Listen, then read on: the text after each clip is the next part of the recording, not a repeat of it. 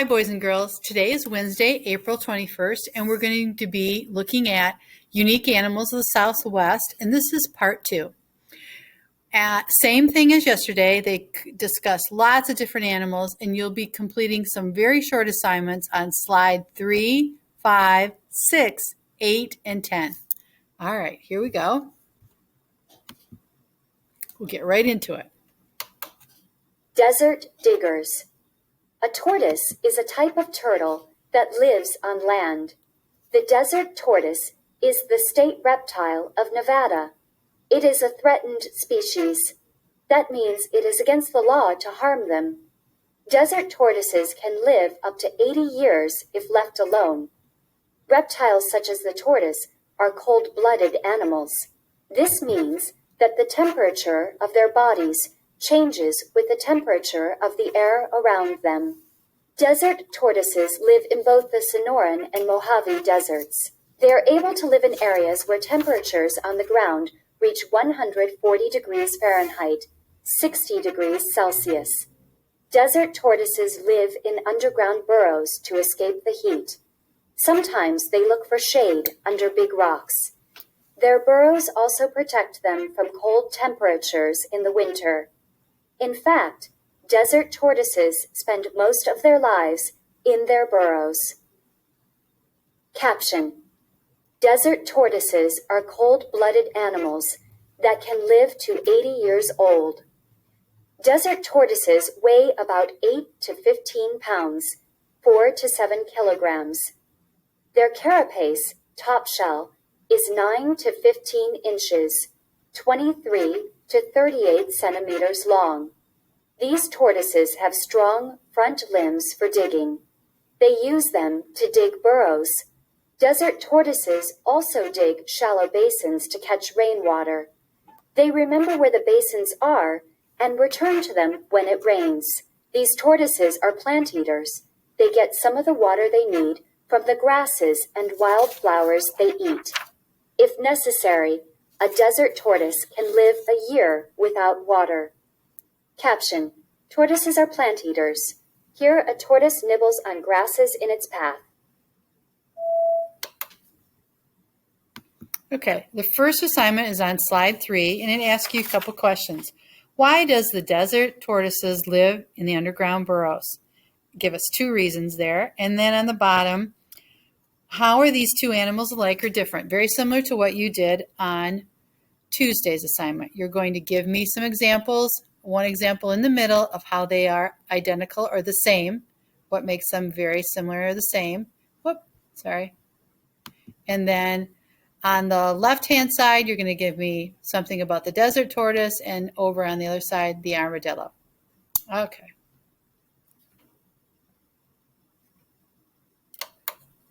Caption: A collared lizard eats its prey.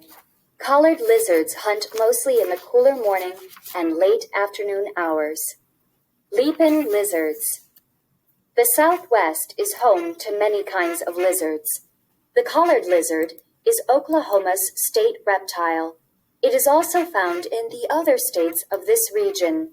Other common lizards throughout the Southwest include the chuckwalla and the Gila monster. Collared lizards are diurnal, but are mostly active in the morning or late afternoon when it is not as hot. They are swift runners. They sometimes stand upright on their back legs when they run. Males often sit on high rocks where they have a good view of the area. This may be to guard their territory, watch for females, or spot prey. Collared lizards mostly eat insects and other small lizards. Caption: Because their colorful rounded scales resemble beads, Gila monsters like this one are called beaded lizards. Chuckwallas are herbivores. A chuckwalla likes flowers, leaves, and buds. Chuckwallas have a unique way of protecting themselves from predators.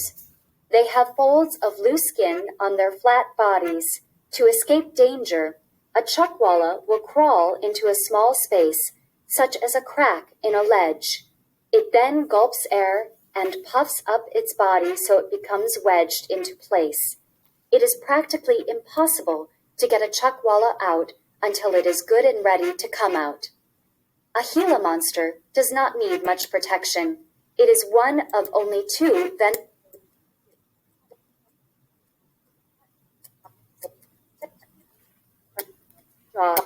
or bird quickly. Its venom kills snake when they warm up in the sun, kinds of and some are not. Coral snakes and rattlesnakes are particularly dangerous. Coral snakes are very colorful. Okay. It skipped ahead there a little bit, boys and girls. So you're going to use page and slide number. I'm not sure what the slide number is at this point. I guess it's slide number 5. And you're going to compare using page 255 what the word herbivore means. Then go back to the top caption on 254 and tell me 2 things you learned about leaping lizards. Okay. Use the information here just like you did before, the Venn diagram. You tell me something that they have in common in the center, and then what they have that are different about the lizards versus the Gila monster. Okay, and let's see if we can pick up a little bit on this page. Snakes are reptiles. Let's see where it picks up.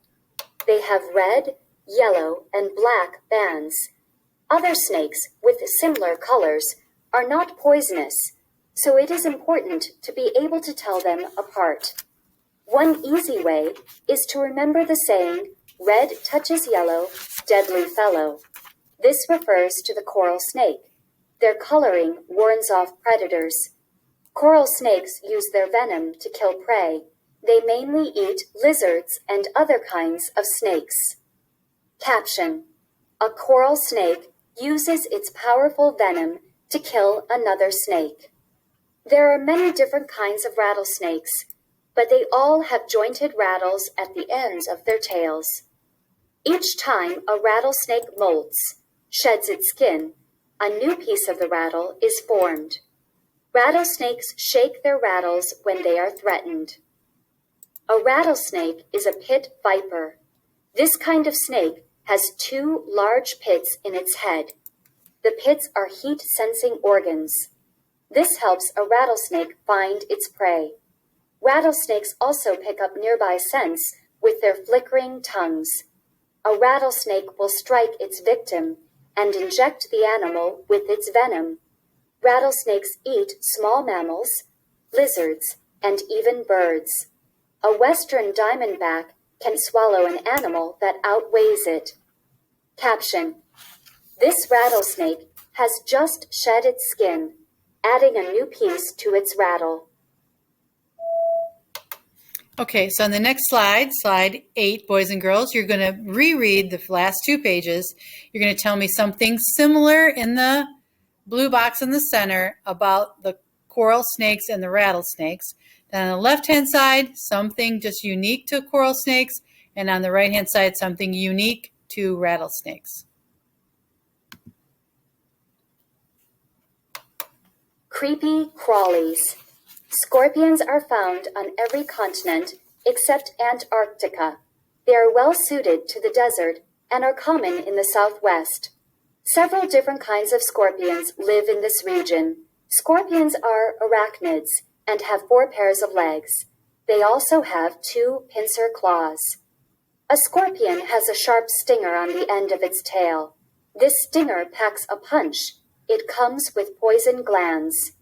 A scorpion warns off predators with its poisonous stinger. It also uses the venom to kill its prey. Scorpions eat spiders, insects, and other scorpions. A scorpion attacks by swinging its tail up over its body and plunging its stinger into the prey.